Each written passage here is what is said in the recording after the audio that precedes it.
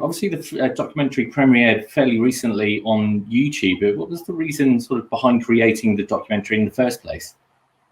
Well, that's a good question, because I remember asking myself that when I was freezing to death on location in Lone Pine. And no, but the reason to make it's kind of like three parts to it, really. Tremors itself was coming up for a really, really big 30th anniversary. We had launched a Tremors YouTube channel that had built a big audience.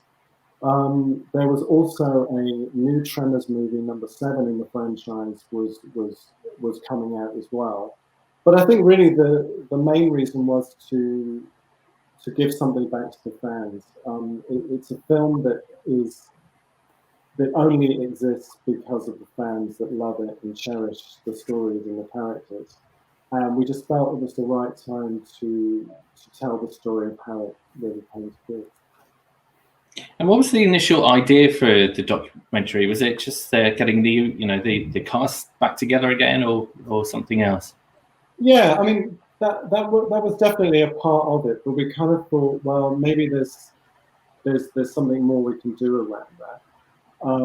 Bringing the band back together is fine in and of itself, but we thought, well, as I was like researching how it was made, how it sort of came together, it was like there's a lot more to it than just a kind of a reunion type film.